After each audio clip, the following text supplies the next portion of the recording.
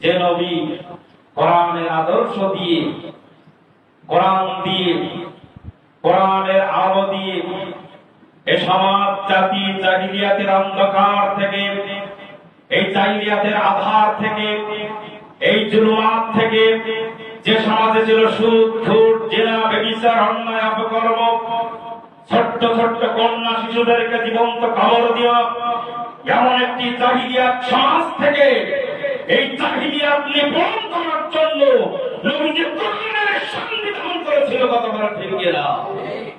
আল্লাহ পাক রব্বুল আলামিন অত্যন্ত ভালোবাসে যাকে, অত্যন্ত পছন্দ করে যাকে, কোরআনুল কারীমের সংস্পর্শে আসার সাথে সাথে আল্লাহ পাক রব্বুল আলামিন তাকে হিদায়াত দিয়ে ধন্য করে দেয়। কথা বলা ঠিক না?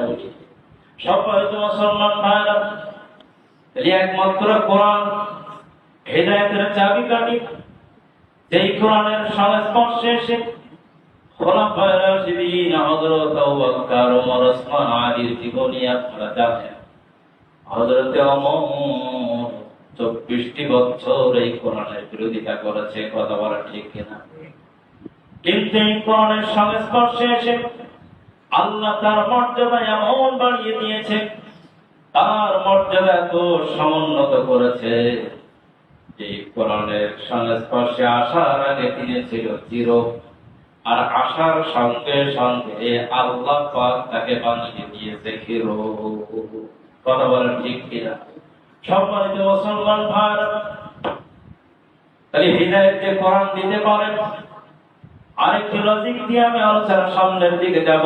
লজিকটা হচ্ছে, আপনারা জানেন বা যারা বিজ্ঞান সম্পর্কে খবর রাখেন, এই কোরআনুল কারীম আমেরিকার একজন বিজ্ঞানী ডাক্তার উইলিয়াম ব্রাউন্স, নাম শুনেছেন?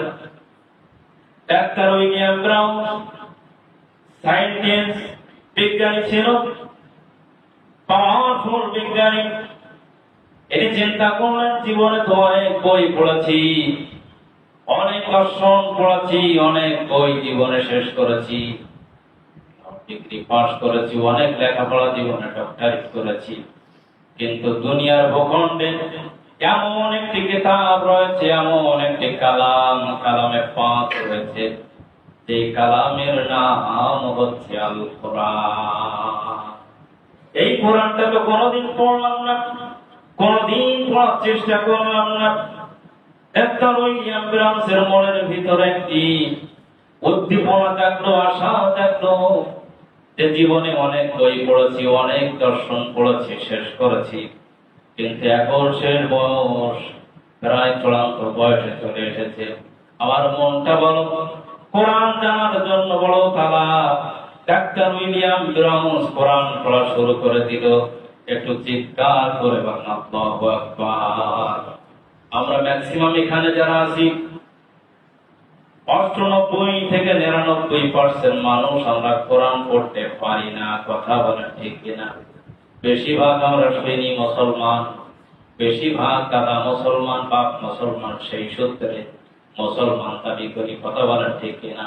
কিন্তু দুঃখের বিষয় হলেও সত্য, আজকে যদি আমরা কোরআন জানতাম, কোরআনের শব্দগুলো যদি বোঝার চেষ্টা করতাম, আজকে আমার মতো জুলফিকার, আপনার মতো আব্দুল করিম আল্লাহর বিরুদ্ধে আইন পাশ করার জন্য আল্লাহর বিরুদ্ধে সংগ্রাম করত না। কথা বলেন ঠিক কিনা? যদি আমরা কোরআন জানতাম, কোরআন বোঝার চেষ্টা করতাম, রসুলের বিরুদ্ধে মামলা দিতাম না। আমি আগেই বলেছি, রসুলের মামলা দিয়েছিল সেই সময় সব চাইতে বড় বড় কুখ্যাত সন্ত্রাস, কুখ্যাত খনি, কুখ্যাত ইসলাম বিদ্বেষী 4 জন। জোরে বলেন কয়জন? 4টা মামলা আমার রসুলকে দিয়েছে শুধু কোরআনের প্রচারের জন্য। কোরআনের সংবিধান, কোরআন দিয়ে দেশ চলবে, কোরআন দিয়ে গোটা মক্কা নগরী চলবে, কোরআন দিয়ে গোটা পৃথিবী চলবে। একটি মাত্র আওয়াজ তুলেছিল, যে আওয়াজ তোলার কারণে এই কাফেররা নবীজিকে মৌলিক 4টি মামলা দিয়েছে। জোরে বলেন কয়টি? 4টা মামলা। 1 নম্বর মামলা হলো আবু সুফিয়ান ছিল আবু জেহেলের ধর্ম উপদেষ্টা। জোরে বলেন কি উপদেষ্টা? ধর্ম উপদেষ্টা। এই ধর্ম উপদেষ্টা দারুন নাদওয়া বইটাকে নবীজির বিরুদ্ধে সর্বপ্রথম যে মামলা দিল, যেহেতু ধর্মমন্ত্রী, নবীজির বিরুদ্ধে মামলা দিল ধর্ম ব্যবসায়ী। নাউজুবিল্লাহ বলে। নবীজিকে ধর্ম ব্যবসায়ী ছিলেন? নবীজি কি ছিলেন? নবীজি ছিল আমা আরসালনাকা ইল্লা রাহমাতাল লিল আলামিন। জোরে বলেন আল্লাহু আকবার। গোটা পৃথিবীর মানুষের জন্য একটি রহমত। কথা বলে ঠিক না বেঠিক? যে নবী কোরআনের আদর্শ দিয়ে, কোরআন দিয়ে, কোরআনের আলো দিয়ে এই সমাজ জাতি জাহিলিয়াতের অন্ধকার থেকে, এই জাহিলিয়াতের আধার থেকে, এই জুলুমাত থেকে, যে সমাজে ছিল সুদ ঘুষ জেনা ব্যভিচার অন্যায় অপকর্ম, ছোট্ট ছোট্ট কন্যা শিশুদেরকে জীবন্ত কবর দেওয়া, এমন একটি জাহিলিয়াত সমাজ থেকে এই জাহিলিয়াত নির্মূল করার জন্য নবীজি কোরআনের সংবিধান করেছিল। কথা বলা ঠিক কিনা? সেই কোরআন যারা চায় না, প্রতিষ্ঠিত হতে দিতে চায় না, তাদের ভিতরে একজন মন্ত্রী, ধর্মমন্ত্রী আবু সুফিয়ান নবীজিকে মামলা দিল, তাকে ধর্ম ব্যবসায়ী মামলা দিয়া। যারা বলেন কি ব্যবসায়ী? মুসলমান ভাইরা, আল উলামা ওয়ারাসাতুল আম্বিয়া, কিয়ামত পর্যন্ত শুধু এখন না, আজকে নবী চলে গিয়েছে, নায়েবে রাসূল যারা রাসূলদের কাজ করছে, তারা সেই রাসূলদের খেলাফতি দায়িত্ব যারা পালন করছে, আলেম উলামা, এক শ্রেণীর নাস্তিক মুরতাদরা তারা চেষ্টা করতেছে ধর্ম ব্যবসায়ী তকমা দিয়ে তাদেরকে জঙ্গি সাব্যস্ত করার। কথা বলা ঠিক কিনা? সেই সময় আবু সুফিয়ানও যে মামলা দিয়েছিল নবীকে, এখনো এক শ্রেণীর আবু জেহেল মার্কা মুসলমান তারাও মামলা দিচ্ছে এই হক্কানি আলেমদের ধর্ম ব্যবসায়ী। কথা বলা ঠিক কিনা? সম্মানিত মুসলমান ভাইরা, দুই নাম্বার মামলা যিনি উপস্থাপন করেছে, ইনি হচ্ছে আবু জেহেল। জোরে বলেন কি? আবু জেহেল। এর নাম ছিল আবুল হাকাম, জ্ঞানীদের পিতা। এত জ্ঞান ছিল, বুদ্ধির গতির মাথায় টাক নেই। বলেন, এমন বুদ্ধি মাথায় মাল নেই। কথা বলে ঠিক কিনা? ফেরাউনের মন্ত্রীর নাম ছিল কি? হামান। বুদ্ধির গায়ে মাথায় চুল থাকে না, এত বুদ্ধি। কথা বলে ঠিক না বেঠিক?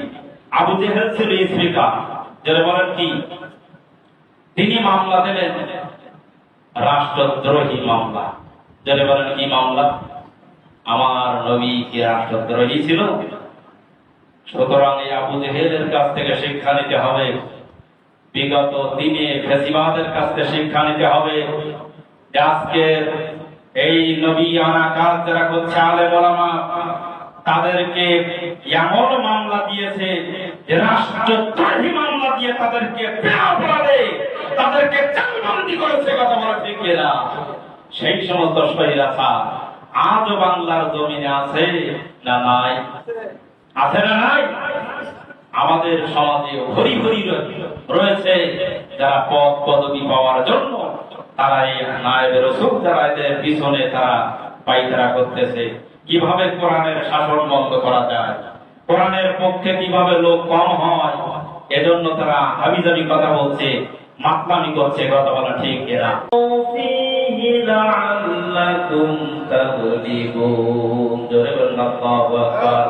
ওগো নবী, তারা বাধা দেয় এই কারণে, তারা মামলা দেয় এই কারণে, রাষ্ট্রদ্রোহী ধর্ম ব্যবসায়ী বিভিন্ন ভাবে আপনাকে বাধা দিচ্ছে এই কারণে যে আপনার এই দাওয়াত মিশন যদি চালু থাকে আর ভালো মানুষের আনাগোনা যদি বেশি হয়, কোরআনের কথা যদি বেশি হয়, মানুষের ওই দিকে স্থাপিত হয়ে যাবে আর আমাদের চেয়ার গুলো নড়বড় হয়ে যাবে, আমাদের চেয়ার টিকবে না। কাফেররা চিন্তা করে যে এরা তো এইভাবে দাওয়াতি কাজ করতে থাকলে আমাদের তো চেয়ার থাকবে না। এই জন্য আল্লাহ তাআলা বলছেন, নবী হে, ওরা ওদের চেয়ারকে টিকিয়ে রাখার জন্য কোরআনের রাস্তায় বাধা দিতে কলিজা কাঁপে না, কথা কান। সুতরাং আজকে যারা কোরআনের পথে বাধা দিচ্ছে, ভবিষ্যতেও দিয়েছে, কিয়ামত পর্যন্ত দেবে, এরা কি কাফের? পরিষ্কার কথা, এরা কি কাফের। কথা কার? সম্মানিত মুসলমান ভাই, তাহলে আবু জেহেল স্পিকার মামলা দিল রাষ্ট্রদ্রোহী, যার সন্তান ওয়ালিদ বিন মুগীরা মামলা দিল ধর্ষণের মামলা। কিসের মামলা? নবীজিকে মৌলিক 4টি মামলা দিয়েছে।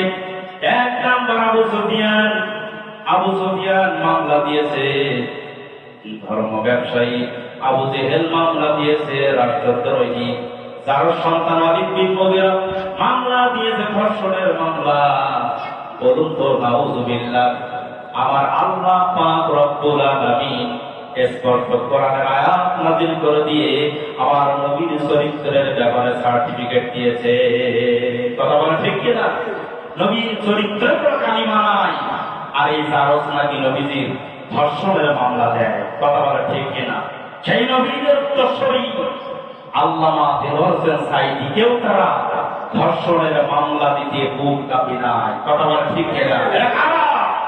এরা তো এই জারজ সন্তানের উত্তরসূরি, যারা এই জারজের অনুসরণ করেছে, তারাই কেবল হকানি খুনিদের ধর্ষণের মামলা দিয়েছে। কথা বলা ঠিক কি না? এই ধর্ষণের মামলা নবীকেও দেওয়া হয়েছিল। নবীজিকে ধর্ষণকারী ছিল, তাকে ধর্ষণের মামলা দিয়েছে এই জারজ। এই জারজ লাকাব দিয়েছে তাকে ডাইরেক্ট আল্লাহ। জোরে বলেন কে? সুতরাং আজ পর্যন্ত যারা কোরআনের পাখিদের, নবীদের উত্তরসূরি আলেমদের, হক্কানি আলেমদের যারা ধর্ষণের মামলা দেয়, এরা এই বংশধর আবু জাহলের বংশধর। কথা বলেন ঠিক কি না? আপনাকে রাগ করলেন? ধর্ষণের মামলা দেয় আমার নবীকে, যে নবীর ব্যাপারে চরিত্রের সার্টিফিকেট দিয়েছে স্বয়ং আল্লাহ। দুনুল কলমি ওয়া মা ইয়াসতুরুন ওয়া মা আনতা বিনি'মাতি রাব্বিকা বিমাজনুন ওয়া ইন্নাকা লা'আলা খুলুকিন আযীম। জোরে বলুন আল্লাহু আকবার। নবীর চরিত্রের ব্যাপারে 100% গ্যারান্টি সার্টিফিকেট দিয়েছে আল্লাহ। কথা বলেন ঠিক কিনা? সেই নবীর বিরুদ্ধে ধর্ষণের মামলা দিল, আর সেই ধর্ষকদের সাপোর্ট করে যারা, এদেরও সমস্যা আছে না? না আছে না নাই? 4 নম্বর মামলা দিল আবু লাহাব। কি মামলা দিল? চাঁদাবাজির মামলা। কি মামলা? চাঁদাবাজির মামলা। নবীজি কি চাঁদাবাজি ছিলেন? যে কয়টা মামলা দিয়েছে আমার নবীর কি একটাও দোষ ছিল? দোষ ছিল একটাই, আল্লাহর জমিনে আমানুল খালক ওয়াল আমর, সৃষ্টিদার আল্লাহর জমিনে আইন চলবে তার। এই বক্তব্য ছিল আল্লাহর নবীর, যার কারণে তাকে 4টা মিথ্যা মামলা দেওয়া হয়েছিল। মৌলিক। জোরে বলেন কয়টা? তাহলে আবু লাহাব চাঁদাবাজির মামলা দিয়েছে, আমার নবীজিকে চাঁদাবাজি ছেড়ে চাঁদাবাজি তো তারাই যারা চাঁদার টাকা না পেয়ে পাথর দিয়ে মাথা হত্যা করে, মানুষ হত্যা করে। কথা বলা ঠিক কিনা? চাঁদাবাজি তো তারাই যারা রেল স্টেশন অবৈধভাবে দখল করে। চাঁদাবাজি তো তারাই তারা সিলেটের পাথর পর্যন্ত হজম করার চেষ্টা করেছে। ঠিক কিনা? এদেরকে মানুষ চাঁদাবাজি বলে না, চাঁদাবাজি বলে যারা কোরআনের কথা বলে। কথা বলা ঠিক কিনা? সুতরাং এই সন্ত্রাসী গ্রুপ, এই জঙ্গি গ্রুপ, এই আবু জেহেলের উত্তরসূরি, এরা উঠি পড়ি লেগে গিয়েছে যেভাবে নবীর পিছনে উঠি পড়ি লেগে গিয়েছিল। কথা বলা ঠিক কিনা? সুতরাং আপনি মুসলমান হলে আপনাকে সচেতন থাকতে হবে। আপনি কি চাঁদাবাজের পক্ষে থাকবেন? আল্লাহর নবীর পক্ষে থাকবে? কার পক্ষে থাকতে চাই আমরা দোয়া করে দেখা। লিল্লাহি তাকবীর। সমাজ মুসলমান ভাইরা, তাহলে এই 4টি মামলা দিয়েছে আমার নবী, একটা মামলায় দোষী না। কথা বলা ঠিক না? কিয়ামত পর্যন্ত এই চাঁদাবাজি করবে যারা, ধর্ষণ করবে যারা, রাষ্ট্রদ্রোহী কাজ করবে যারা, এই চাঁদাবাজি সন্ত্রাসী জগৎখুরি যাই করবে, ওরাই আবার ভালো মানুষদের দোষ বরাবর তকমা দিবে। কথা বলা ঠিক না? সুতরাং হিদায়াত যদি কারো কপালে না থাকে, হিদায়াত কেউ দিতে পারে না। এজন্য আমাদেরকে সজাগ হতে হবে, চিন্তাশীল হতে হবে।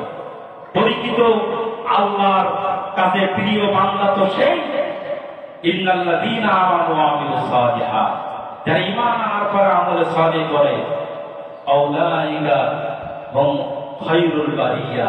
জোরে বলুন আল্লাহু আকবার। তারাই কেবল এবং শ্রেষ্ঠ উম্মত, আমি আল্লাহর কাছে পছন্দনীয় বান্দা। কথা কার? সম্মানিত মুসলমান ভাই, আল্লাহ পাক রব্বুল আলামিন সূরা হামিম সেজদার 26 নম্বর আয়াতে কারিমা কানাত কোট করে দিয়ে এই কাফেরদের বিরুদ্ধে যারা কোরআনের পথে বাধা দিবে এটা কোট করে স্বর্ণ করে এটা লিপিবদ্ধ করেছে। কথা বলে ঠিক কিনা? মুসলমান ভাইরা, এই সন্ত্রাসী কার্যকলাপ থেকে এদের কোন অঙ্গ সংগঠনে যদি আমরা থেকে থাকি পিছিয়ে আসতে হবে, পিছিয়ে এসে আল্লাহর কাছে পানা চাইতে হবে। আল্লাহ তুমি একমাত্র হিদায়াত দেওয়ার মালিক, আর কেউ নয়। সুবহানাল্লাহ।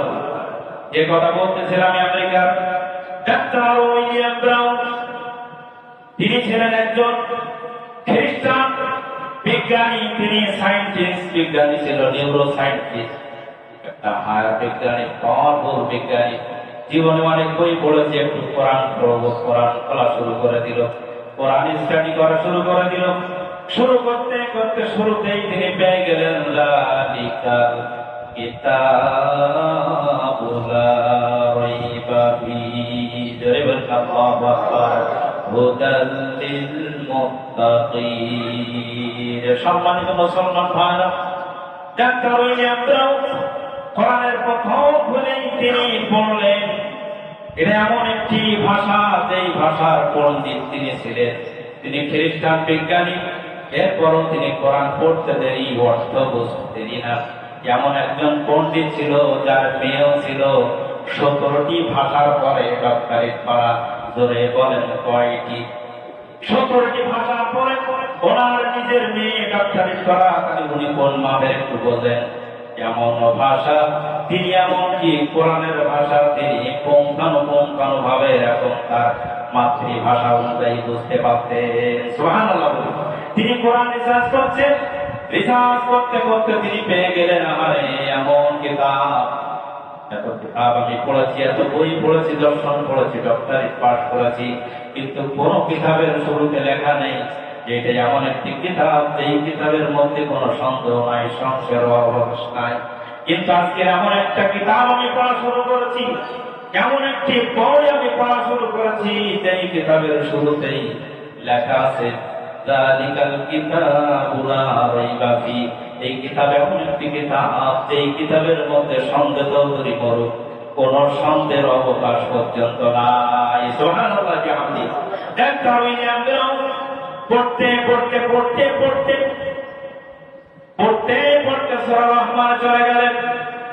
রিসার্চ করতে করতে করতে করতে সূরা রহমানের ভিতরে একটা আয়াত ওনার সামনে ধরা পড়লো। সবাই পড়েন, মারাজাল বাহরাইনি ইয়ালতাকিয়ানু বাইনাহুমা বারযাখুন লা ইয়াবগিয়ান ফাবিআইয়ি আলাই রাব্বিকুমা তুকাযযিবান। আল্লাহু আকবার। পড়তে পড়তে এ আয়াত যখন তার সামনে এসে গেল, মারাজাল বাহরাইনি ইয়ালতাকিয়ান, আল্লাহ বলছে আমি দুইটা সমুদ্রের পানিকে একাকার করেছি, বাইনাহুমা বারযাখুন লা ইয়াবগিয়ান, কিন্তু লবণাক্ত পানি আর মিঠা পানি, মিষ্টি পানি, একটা হচ্ছে ঘোলা পানি আর একটা হলো মিষ্টি পানি, মিঠা পানি। এই দুইটা পানি আমি একাকার করেছি, কিন্তু কোন পানির সাথে কোন পানির সংযোগ হয় না। সুবহানাল্লাহ। এই অর্থ যখন পড়লেন, ওনার মাথার ভিতরে রিসার্চের স্ত্রী আর বেড়ে গেল। উনি আর করলেন না দেরি, উনি চলে গেলেন সঙ্গে সঙ্গে ক্ষমাপুর। সেই সময় সমুদ্রের যান চলাচল, জাহাজ বলেন, স্ত্রী বলেন, যাই বলেন, উনি এই সাগরে চলে গেলেন এবং এই পানির কেন্দ্রস্থল যেখানে সংযুক্ত, উনি দেখলেন আহারে কোরআনে যেটা আমি পড়েছি, গবেষণা করেছি, আহারে অর্থের সাথে তো এটা মিল রয়েছে। মিষ্টি পানি আর ঘোলা পানি এত মেলে না। যদিও ঝড় বাতাসে একটি উথাল পাতালে নিগতি হয়, কিন্তু ঝড় থেমে গেলে আবার নির্দিষ্ট জায়গায় চলে আসে।